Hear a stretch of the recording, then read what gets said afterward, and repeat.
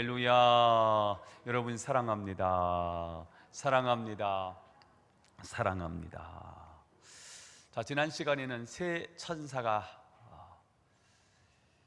종말의 메시지를 나눈 이야기를 함께 나누었습니다. 첫 번째 천사가 나타나서 온 열방에게 복음을 전해서 모두가 하나님을 경배하는 백성을 만들어라 하는 메시지였고요. 두 번째는 바벨론 제국이 멸망한다는 것입니다. 기독교인을 핍박했던 바벨론, 힘과 막강한 권력을 가지고 기독교를 박해하고 기독교를 괴롭혔던 그 세력들이 멸망한다는 거예요. 그들의 권력을 동경하지 말라는 거예요. 왜냐하면 멸망하니까, 장차 멸망할 도성이기 때문에. 혹시 바벨론적인 사상, 바벨론적인 문화, 바벨론적인 문화에 깊숙이 빠져 있다면 속히 빠져나오라는 거죠. 그리고 짐승을 경배한 자들, 적그리스도를 섬기는 자들, 이단에 빠진 자들은, 신앙생활을 하다가 신앙을 배교한 사람들은 짐승의 표를 받은 자인데, 이런 사람들은 영원히 쉼이 없다는 거예요. 지옥 간다는 거예요. 그러므로 마지막 때를 살아가고 있는 우리 그리스도인들은 어떻게 살아야 될까?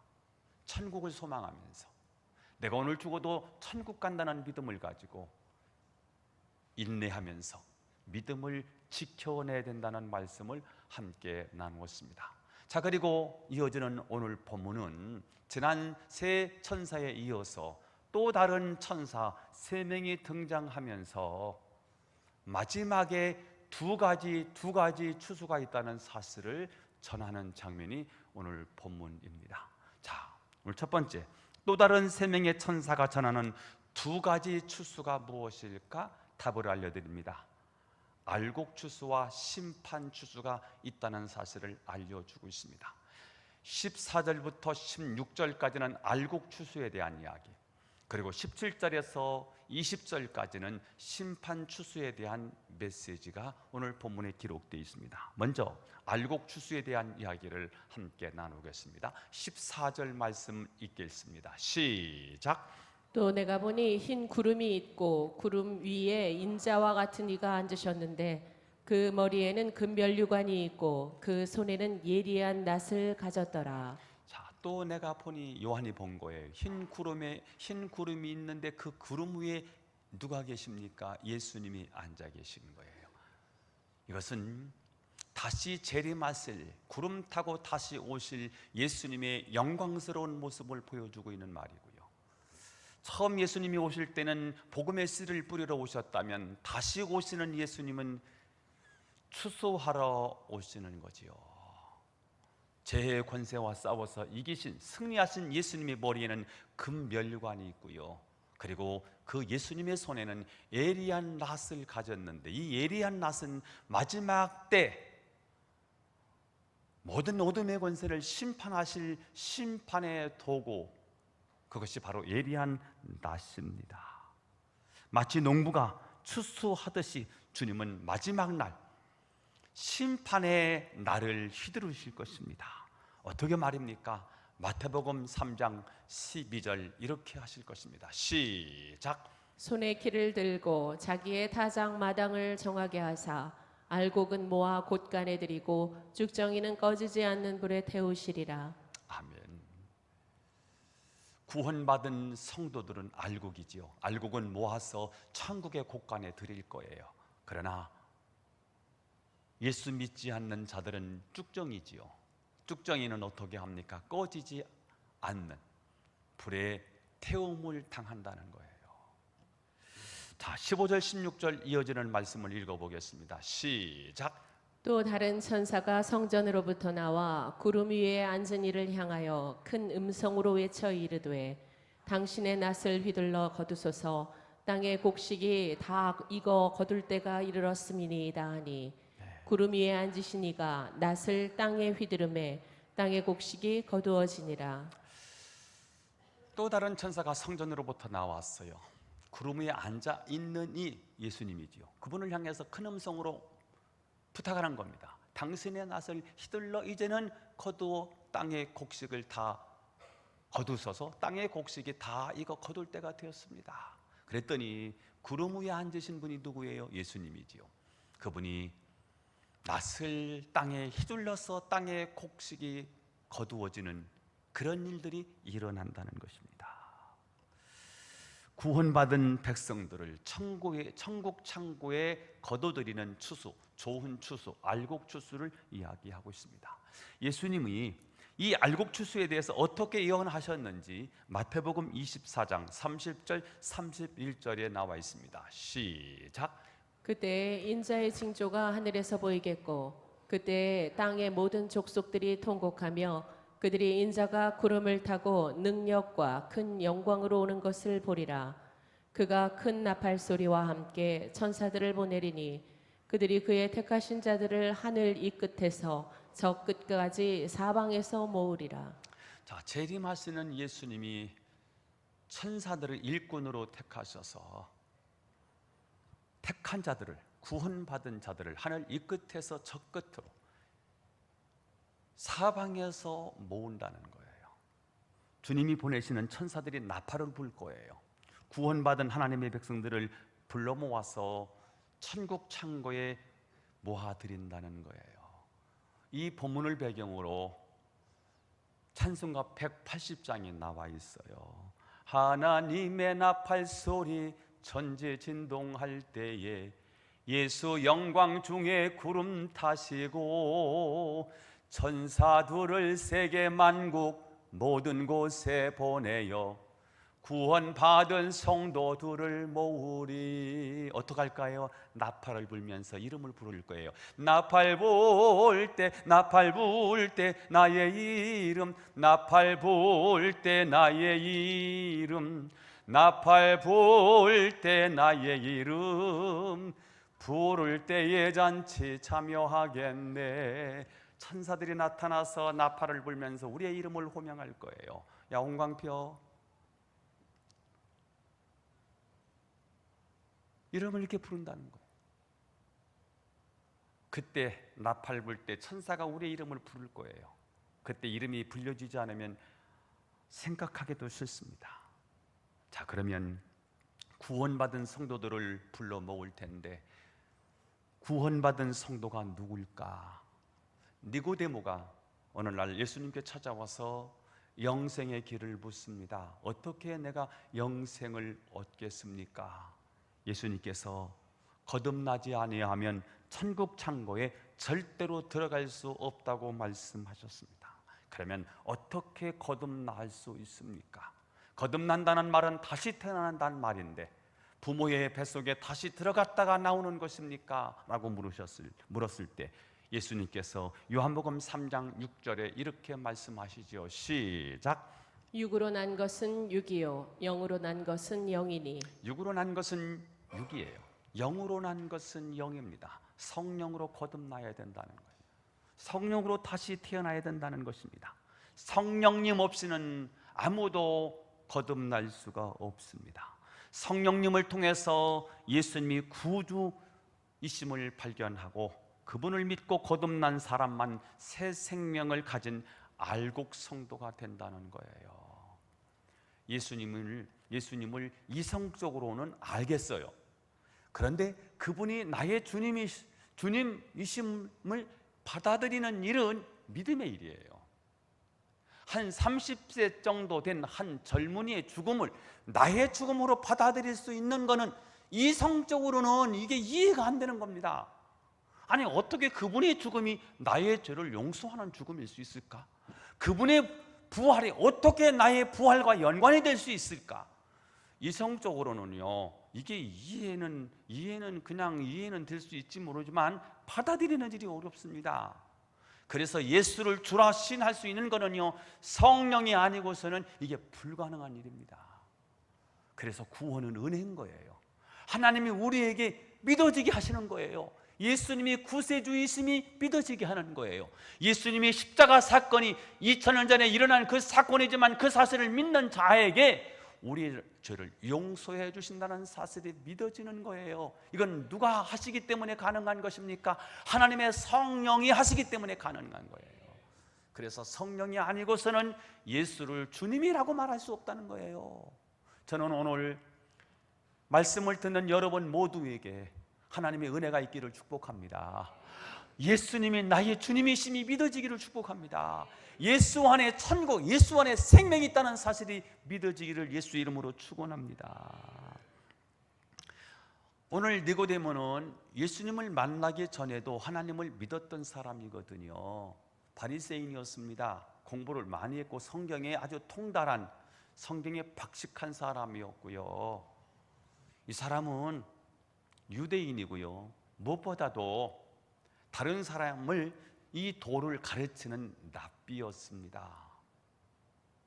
그런데 거듭나지 못했습니다. 오늘날 교회는 출석하지만 성령으로 거듭나지 못한 사람이 많다는 거예요. 찬송은 따라 부를 수 있어요. 구원받지 않고요. 기도도 어떻게 할 수 있어요. 구원받지 않았는데. 우리 그리스도인들의 모습을 흉내낼 수 있어요. 그러나 성령으로 거듭나지 못한 사람이 있을 수 있다는 거지요. 그들 마지막은 알곡추수에 참여할 수가 없다는 것입니다. 참 너무너무 불행한 일이죠. 교회를 열심히 다니고도 알곡추수에 내가 들어갈 수 없다, 천국 창고에 내가 들어갈 수 없다 하는 거예요. 여러분에게 묻습니다. 여러분은 거듭난 알곡 성도입니까? 저는 여러분이 마지막 때 예수님을 주와 그리스도로 믿으시고 구원의 확신 가운데 믿음으로 이 세상을 끝까지 승리할 수 있기를 예수님의 이름으로 축원합니다. 두 번째 추수는 심판 추수입니다. 포도송이 추수입니다. 심판 추수. 17절을 읽어보겠습니다. 시작. 또 다른 천사가 하늘에 있는 성전에서 나오는데 역시 예리한 낫을 가졌더라. 자, 또 다른 천사가 하늘에 있는 성전에서 나오는데요, 예리한 칼을 가졌어요. 예리한 낫을 가졌습니다. 이 낫은 구원받지 않은 사람들을 심판하는 하나님의 심판의 도구입니다. 자, 18절을 읽어보겠습니다. 시작. 또 불을 다스리는 다른 천사가 제단으로부터 나와 예리한 낫 가진 자를 향하여 큰 음성으로 불러 이르되 내 예리한 낫을 휘둘러 땅에 포도송이를 거두라. 그 포도가 익었느니라 하더라. 자, 불을 다스리는 다른 천사가 나와서 17절에 등장하는 예리한 낫을 가진 그 천사를 향해서 말합니다. 예리한 낫을 휘둘러서 땅에 포도송이를 거두라. 포도가 다 익었다. 하나님은 오늘 또 다른 천사를 통해서 추수를 하시는 장면을 보여주고 계십니다. 여기 땅의 포도송이는 구약 성경 요엘서를 보면 제삼을 받지 못한 사람, 복음을 거절하고 구원받지 못한 사람을 가르친다는 사실을 알 수가 있습니다. 하나님은 그 포도송이를 거두게 하십니다. 천국 창고에 들이기 위해서가 아니고요, 그들을 심판하기 위해서 거둬들이라는 거예요. 지옥의 땔감으로 사용하기 위해서 포도송이를 거두라고 말씀하시는 거예요. 이것은 심판 추수를 말하고 있는 것입니다.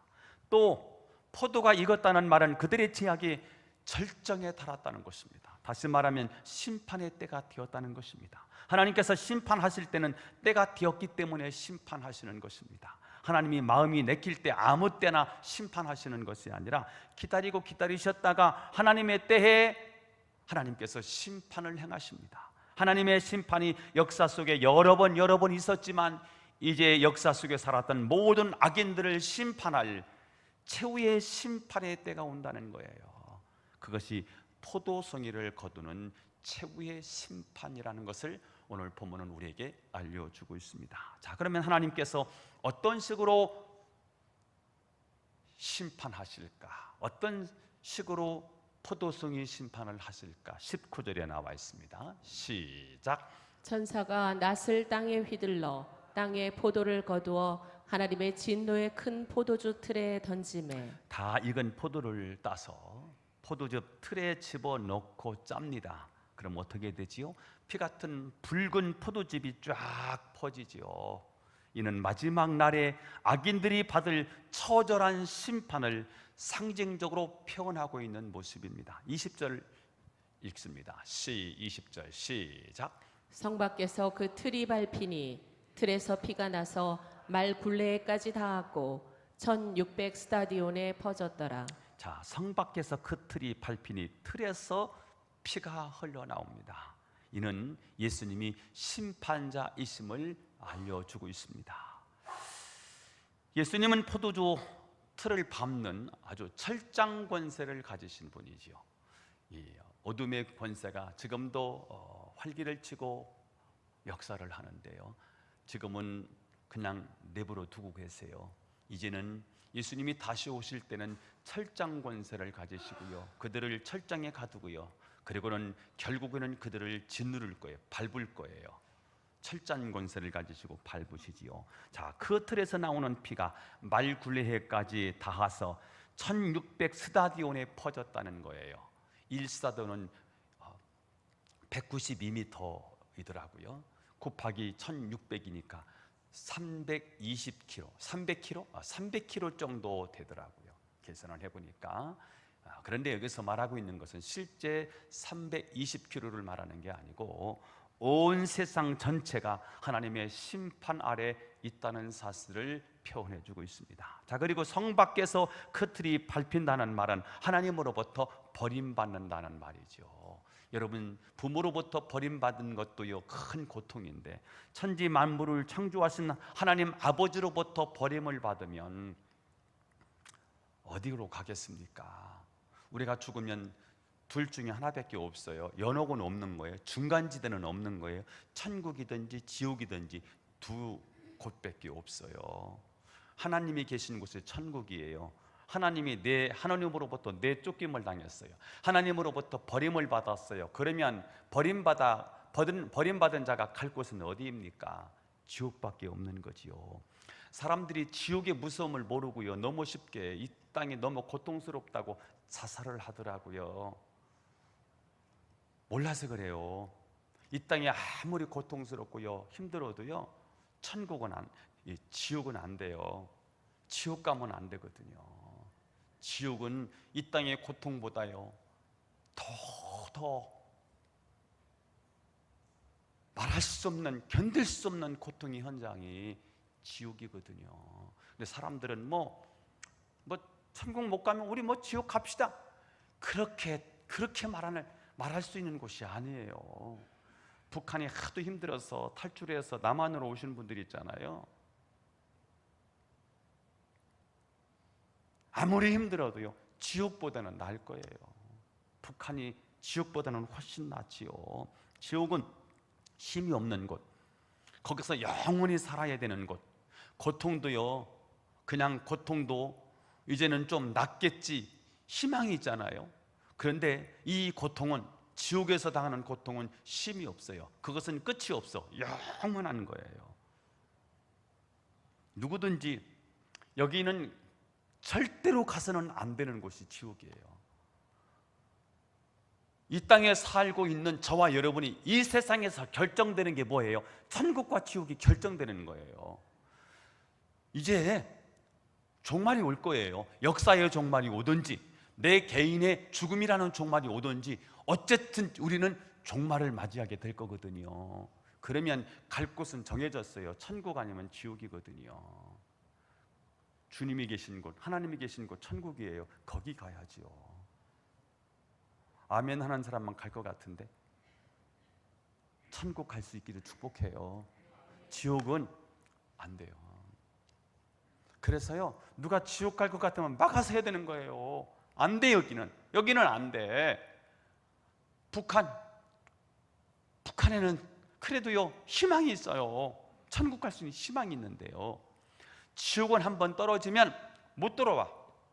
후회해도 소용없어.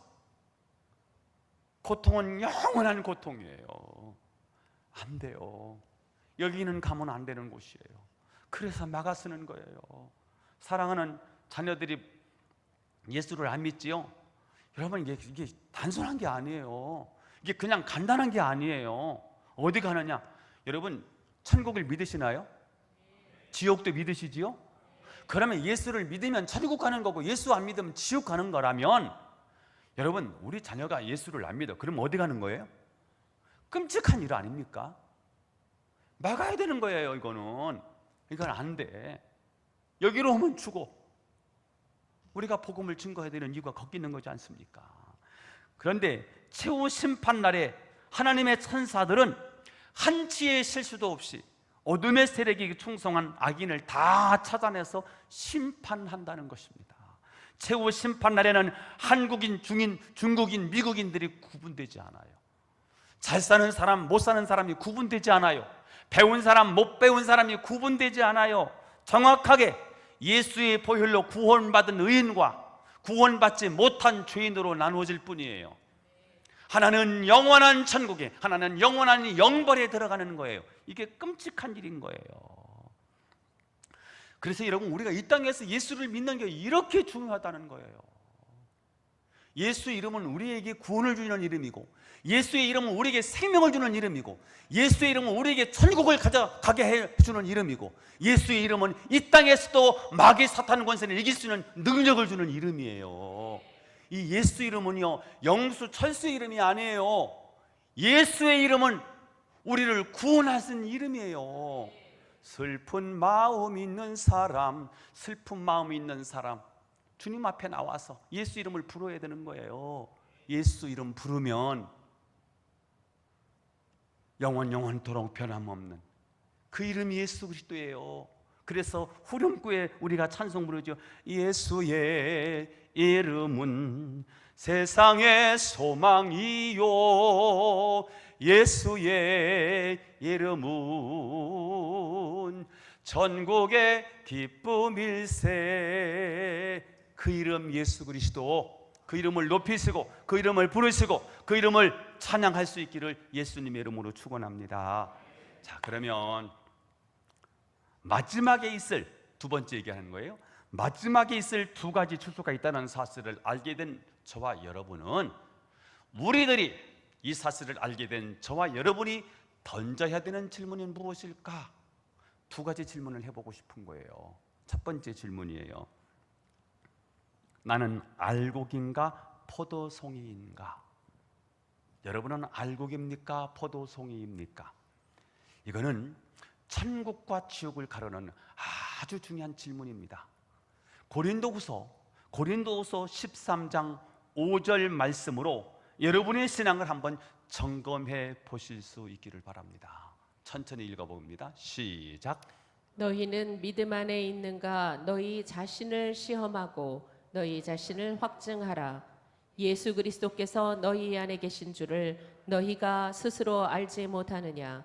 그렇지 않으면 너희는 버림받은 자니라. 너희는 믿음 안에 있는가? 너희 자신을 시험해 보래요. 너희 자신을 확증해 보라는 거예요. 너희 안에 예수 그리스도가 있느냐 없느냐, 내 안에 예수님의 생명이 있느냐 없느냐 한번 점검해 보라고요. 내가 내 안에 예수님이 계신가? 내 안에 영원한 생명이 있는가? 나는 오늘 죽어도 천국 갈 수 있는가? 믿음을 확인해 보라는 거예요. 믿음을 시험해 보라는 거예요. 여러분, 우리가 뭘 많이 해서 천국 가는 거 아니에요? 공을 쌓고 돌을 닦아서 우리가 천국 가는 게 아니에요? 우리의 공로로 천국 가는 게 아니고요, 예수께서 십자가에 못 박혀 죽으시면서 천국의 문을 열어주셨다는 사실을 믿는 믿음으로 천국에 가는 거예요. 우리가 하나님의 자녀가 되는 것은 우리의 공로 아니에요. 열심히 해서가 아니에요. 이미 십자가에 못 박히신 예수님이 나의 죄를 용서하셨다는 사실을 믿는 믿음이 있느냐는 거예요. 그분이 3일 만에 부활하셔서 지금도 잠자는 자들의 첫 열매가 되셨다는 사실을 믿냐는 거예요.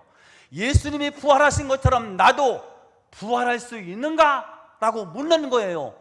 저는 여러분 모두에게 오늘 십자가 부활이 믿어지기를 축복합니다.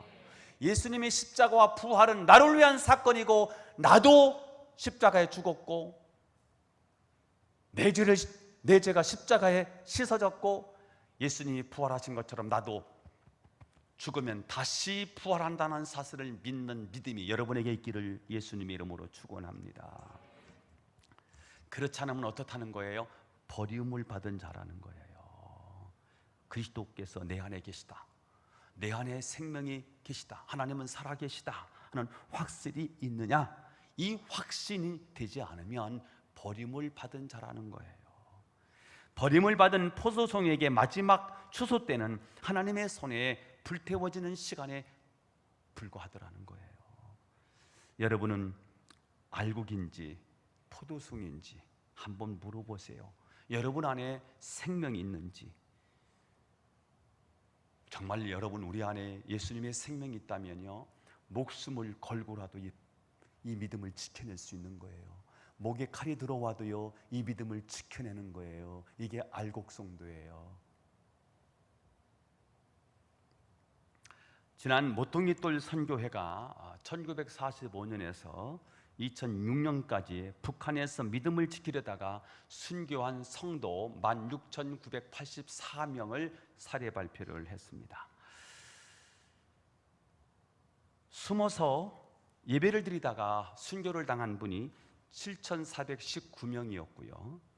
공개적으로 신앙을 고백했다가 5,637명이 순교를 했고요. 비밀리에 복음을 전하다가 159명이 순교를 당하고요. 전쟁 중에 성도임이 발각되어서 죽임을 당한, 순교를 당한 성도가 673명이더라는 거지요. 그래서 총 16,984명이 순교를 당했습니다. 왜요? 신앙을 지키려고 하다가, 내 안에 있는 생명을 지키려고 하다가, 영원한 천국을 지키려고 하다가 목숨을 내놓고 순교를 당했습니다. 남한교회도 신앙을 지켜내기 위해 많은 분들이 순교를 했습니다. 지금도 저 신안군에 가면 문경경 전도사님, 그의 순교 기념관이 세워져 있어요. 신안군 일대를 기독교로 만든 문경준 선교사님은 6.25 때 빨갱이들이 다 장악을 한 상황에서 교회가 전복이 됐지요. 그리고 그들을 다 모아놓고 처형을 하는 가운데 그들을 살리려고 자기 목숨을 담보로 내놓지요. 거기서 아주 처참하게 죽임을 당하는 그 현장이 있어요. 문준경 전도사님, 지금 화성에 가면 제암리라고 하는 이 제암리 교회, 감리교회인데요. 거기에 일제 시대에 이 신앙을 지키려고 하다가 일제 순사들에 의해서 그들을 가둬놓고 못을 받고요, 문을 나오지 못하게 하고 불을 질러서 22명이 불로 태움을 죽이는 그런 순교를 당한 그런 역사적인 사건의 현장에 한번 가봤고요. 우리 감리교 역사신학자이신 이덕주 교수님께서 감리교도들만 6.25 때 170명이 순교를 당했다라고 기록을 해놨더라고요. 자, 이러면서 우리 남한도 순교하면서 신앙을 지켰던 신앙인들이 참 많이 있었는데요. 경제가 발전하고 먹고 살기가 편해지기 시작하는 80년대 들어서면서 남한 교회는 본질을 놓쳐버리고 세상에 취해버리고 말았습니다. 박해가 없기 때문에 무장해제를 당한 듯 정신도 허약해지고 마음도 허약해지고 신앙도 허약해지면서 이 순교적 신앙이 다 무너지고 말았습니다. 하나님의 심판에는 무관심하고요, 세상의 부와 안일에 취해서 하나님의 음성을 듣지 않습니다. 세상 풍파에 떨려가는 생명력을 잃은 죽은 물고기처럼 세파에 둥둥 떠내려가는 그런 죽은 성도들의 모습이 교회 안에 보이고 있는 거죠. 이렇게 우리의 신앙이 알곡이 아니라 포도주 틀에 던져져서 밟히고 으깨어질 포도송이가 되어지고 말았습니다. 여러분은 알곡입니까? 포도송이입니까? 저는 여러분이 최후 심판 때 포도즙 틀에 들어갈 포도송이가 아니라 천국에 들어갈 알곡 성도가 될 수 있기를 예수님의 이름으로 축원합니다. 또 하나의 질문입니다. 두 번째 질문은 우리 주변에 구원받지 못한 포도송이들을 어떻게 할 것인가 하는 것입니다. 우리는 복음을 거절한 구원받지 못한 사람을 어떻게 해야 될까요? 당연히 그들에게 복음을 전해서 예수 믿게 해야 합니다. 그래서 세상 끝날에 그들도 영원한 나라에 들어가 하나님의 영광을 누리며 살도록 해줘야 합니다. 그들도 하나님을 경배하는 백성으로 만들어줘야 되겠지요. 어떻게 해야 될까요? 금년 폐허대로 잃은 양을 찾아 나서는 전도 공동체가 되는 것입니다. 어디에서 하면 좋을까요? 목장에서 한번 해보자고요. 표어는 거창하게 걸어놨는데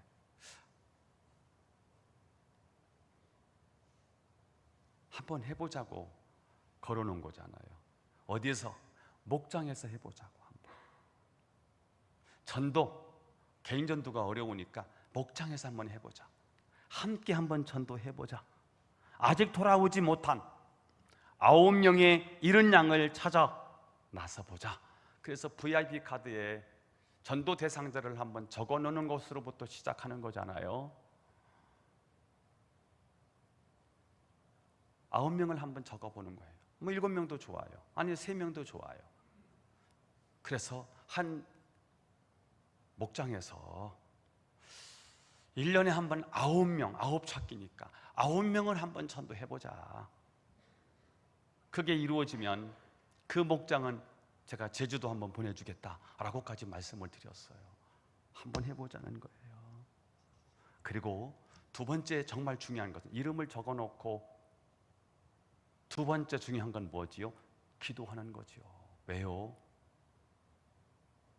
영혼 구원은 하나님의 일이기 때문에, 우리 일이 아니라 하나님의 일이기 때문에 하나님이 하셔야 되거든요. 하나님이 역사하셔야 되거든요. 누구를 통해서? 우리 믿는 자들을 통해서. 그 다음에 우리가 해야 될 일이 뭐냐면 섬겨주자는 거예요. 그들은 다 자갈밭이고 가시밭이고요, 길가와 같은 밭이니까 그들의 마음밭을 옥토로 만들 수 있는 건 뭐예요? 우리의 섬김이더라고요. 우리의 사랑이더라고요. 그래서 자꾸 갖다 주면서 섬겨주는 거지요. 혼자 섬기는 것보다 함께 섬기는 게 좋겠대요. 좋더라는 거지요. 그래서 목장에서 함께 한 사람을 향해서 계속해서 방문하고요, 사랑을 품어주면 그리스도의 사랑이 전달된다는 거지요. 그들을 교회까지 인도해 와야 되는데 교회까지는 또 문턱이 있더라고요. 그래서 어디서 한번 초청을 하면 좋겠느냐? 가정에서 한번 모여서, 목장에서 모여서 초청을 해보자고요. 전도했던 그분들을. 그리고 그분들을 이제 교회로 초청하는 새생명 축제 예청자가 있잖아요. 예랑자가 있잖아요. 예수님이 초청한 이웃사랑 나눔 축제, 그때 그들을 다 한번 모셔오자, 이렇게 진행을 하는 거지요. 자, 목장에서 하는 전도의 가장 중요한 사역이 뭘까 했더니 기도 사역이더라고요.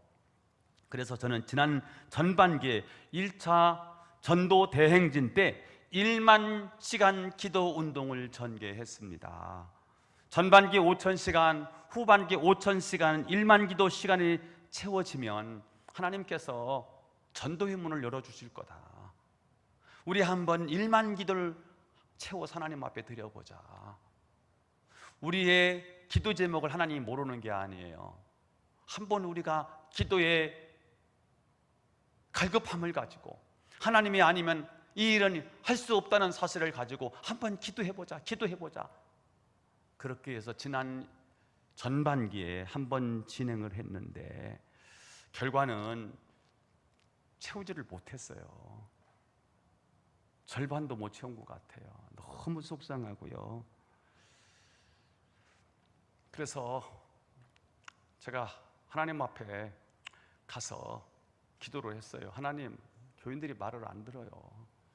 어떡하면 좋아요? 하나님 앞에 다 일러바쳤다고 말씀드렸잖아요. 기도력이 안 먹히는가? 이거 어떻게 해야 되나? 그럼에도 불구하고 9월 달부터 제2차 전도 대행진을 진행하려고 합니다. 이번에는 기도 분량을 꼭 채워야 되겠다. 그래서 저녁에 8시에 작밤을 해보려고 해요. 작정 기도의 밤이에요. 작밤을 한번 해봐야 되겠다. 그래서 우리 교회 다시 한번 기도부터 시작하는데 어디서부터 손을 내야 될까? 기도가 안 되니까 기도하도록 분위기를 만들고 기도하도록 동력을 좀 만들어 봐야 되겠다. 그래서 9월 1일부터 저녁 8시에 한번 모여보려고 해요. 중요한 것은 목자입니다. 목자, 속장, 앞장서야 됩니다. 이렇게 한번 하면 막 목자가 나서서 모든 목원들을 막 해서 막 기도하자고 이 역할을 목자들이 해주셔야 되거든요. 승패는 목자, 속장에 달려 있어요. 앞장서 주셔야 됩니다. 그리고 모임에 빠지시면 안 되고, 또 하나 절대로 지각하는 못된 습관은 안 됩니다. 교회를 자꾸 분위기를 망치는 모습이거든요. 그래서 탁 하면 모여서 탁 하고 탁 끝나고 이런 모습이 있어야 되는데, 이 분위기를, 영적 분위기를 서로가 서로를 위해서 만들어 주셔야 돼요. 그렇게 해서 라마나요도요, 8시면 8시, 8시 반이면 8시 반에 탁 모여 30분 동안 탁 찬양하잖아요. 그럼 앞에서 인도하는 하시는 찬양 리더들도 막 힘이 나는 거예요. 그러면 막 은혜의 도가니를 만드는 거지요. 그래놓고 강단에 탁 목사가 서면은요, 준비했느냐 없느냐 그것도 중요하지도 않아. 가면이야 성도들이 메시지를 쭉쭉 빨아와요. 그런 영적 분위기를 저는 여러분이 만들어 주시기를 바라고요. 피곤한 것 때문에 못 나오시는 분이 계시더라고요. 제가 알았어요. 피곤은 핑계라는 거예요. 제가 이사야서 40장을 읽다가 큰 깨달음을 얻었어요. 땅끝까지 창조하신 자는 피곤치 아니하시고 곤비치 아니하시고 명철이 한이 없으시고, 피곤한 자에게 능력을 주시고 무능한 자에게 힘을 더하시나니, 그렇게 되어 있더라고요. 저는 피곤한 자에게는 휴식을 취하라 이렇게 말씀하실 줄 알았어요. 저는 지금까지 그렇게 목회를 했어요. 피곤하니까 좀 쉬세요. 그런데 피곤하면 기도하래요. 그러면 능력을 주신다는 거 있죠. 그러니까 피곤이 절대로 이 작밤에 핑계거리가 될 수 없다는 거지요. 나오셔서 기도하시다 보면 하나님이 힘을 더해 주실 거예요. 무능합니까? 힘을 더해 주실 거예요. 피곤합니까? 하나님이 능력을 주실 것입니다. 정리합니다. 마지막 때, 추수 때가 가까이 오고 있습니다. 역사의 심판이든 개인의 종말이든 우리 앞에 곧 들이닥칠 것입니다. 이때 예수님께서 알곡은 거두어서 영광 가운데 두시지만 쭉정이는 지옥불에 불로 태워버리신다는 것입니다. 저는 여러분이 알곡이 되기 위해 늘 깨어서 근신하고 기도하실 수 있기를 바라고요. 또한 아직 구원받지 못한 이들을 향해서 전도의 책임을 다하는 저와 여러분이 될 수 있기를 예수님의 이름으로 축원합니다. 기도하겠습니다. 하나님 아버지, 우리를 사랑해 주셔서 감사하고 말씀 주셔서 마지막 때에 살아갈 수 있는 귀한 은혜 주셔서 감사합니다. 알곡 추수, 심판 추수가 있다는 사실을 꼭 기억하며 살아가게 하옵소서. 나는 알곡인지 포도송인지를 늘 질문하면서 우리의 신앙을 체크하면서 한 걸음 한 걸음 나아가게 하옵소서. 아직도 구원받지 못한 포도송이를 어떻게 해야 될지 하나님, 우리가 가슴앓이를 하면서 아파하면서 불쌍히 여기는 마음으로 그들에게 예수 그리스도의 복음을 전하게 하옵소서. 무엇보다도 하나님, 우리가 기도하는 교회가 되기를 원합니다. 기도 시간을 채우게 하옵소서. 그래서 하나님, 우리 교회를 마지막까지, 주님 오시는 그날까지 이 교회가 하나님 앞에 위대하게 쓰임받게 하여 주옵소서. 축복하옵고 예수님의 이름으로 기도하옵나이다. 아멘.